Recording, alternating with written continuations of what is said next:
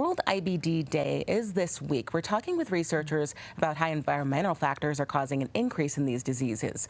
IBD stands for irritable bowel diseases, which includes Crohn's disease and ulcerative colitis. As of now, there is no cure. These autoimmune diseases wreak havoc on the digestive system. And in the middle of a flare-up, patients experience symptoms similar to extreme food poisoning. If it's left untreated, it can lead to life-altering surgeries, including removing some of the intestines. IBD diagnoses are growing rapidly. Right now, nearly 1 out of every 100 Americans are diagnosed with an IBD. Your investigator, Katie Weiss, is uncovering a surge in cases among young children in our state. Yeah, this was the beginning of the trip. It all began on a vacation 6 years ago when Pauline Clayman was only 9. In my worst, I was going to the bathroom all the time, throwing up constantly. It was really scary because we were traveling. And when we got back, we just had a bunch of doctors telling us it was something else and poking me with needles and trying to figure out what was wrong with me when we really couldn't figure it out. The longest IV removal ever. After many tests and an eventual diagnosis of Crohn's disease. That right there is an ulcer, that little yellow spot. Next came finding a treatment. The first one I was on gave me really bad psoriasis, so we had to find a different one to go on. Pauline became close friends with her gastroenterologist, Dr. Edward Hoffenberg, at Children's Hospital in Aurora. Big breaths in and out.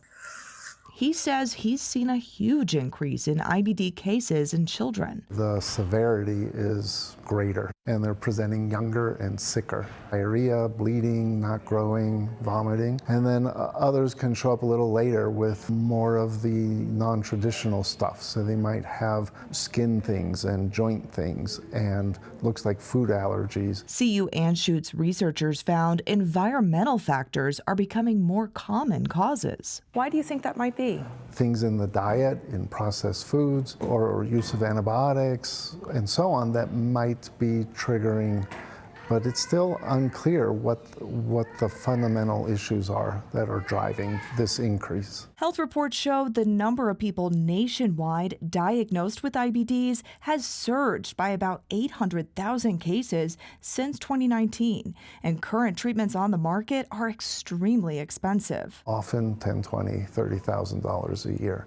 Insurance covers a lot of it, but there's an increasing portion that is borne by families. Without insurance, they can be practically inaccessible for an average family. What kind of treatment gaps or issues, currently exist that keep you awake at night? If there were easier ways to provide medications and to have the pharmaceutical industry really focus on kids, which is not a big market, and provide better therapeutic approaches would be a big win. And funding for the programs to provide the care that's not supported by insurance. Until then, Hoffenberg says it's critical to detect these problems early so treatment can be more effective. He says to look out for the signs: rapid weight loss, persistent diarrhea, and blood in the stool. Once I got on medicine, I was able to just return to what I normally like to eat. Symptoms Pauline proudly tells me she hasn't dealt with in a long time. What is your hope for the future?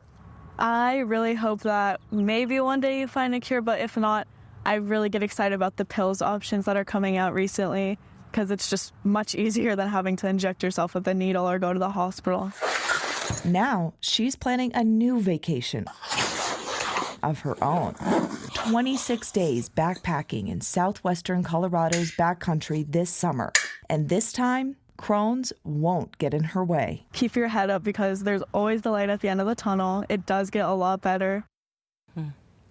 Investigator Katie Weiss joining us more to talk about this surge in local cases. And Katie, telling this story is something that's really personal to you. Yes, it absolutely is. I was actually diagnosed with Crohn's disease 2 years ago, and it's not something that runs in my family. So my doctor says it was likely caused by environmental factors, which you heard in the story is becoming an increasingly common trigger for these diseases, especially in young children.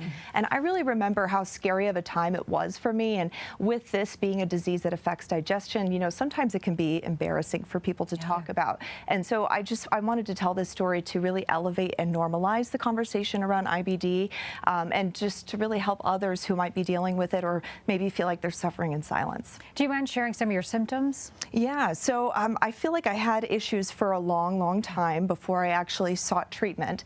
And so I had symptoms that really went on for years, and I just ignored them until I could really hardly keep food down. My joint pain was so bad that I could barely walk, but I was able to get into remission thanks to working with my doctor to find the right medication and the right diet for me.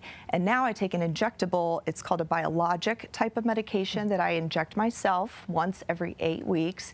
And because these biologics suppress the immune system, they can increase the risk of other illnesses, including cancer.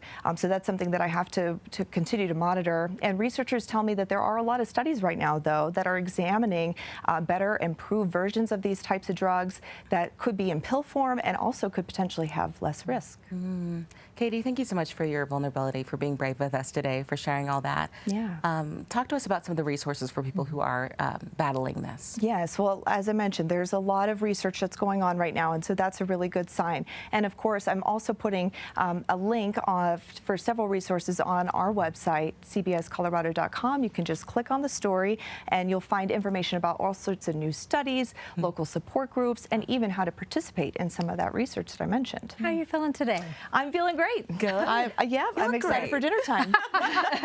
I'm excited to keep down my dinner tonight. Yeah. All right. So glad. Thank you. Yeah. Thank You you are an so inspiration. much. Oh my Thank gosh. you. No, it just means so much to me to be able to tell this story. So thank you. Yeah, 1 in 100. A lot of people going through what you've gone through. Yeah, Still going through. absolutely. And I hope that they find the right resources for them. Yeah, thank you, Katie. Thank you.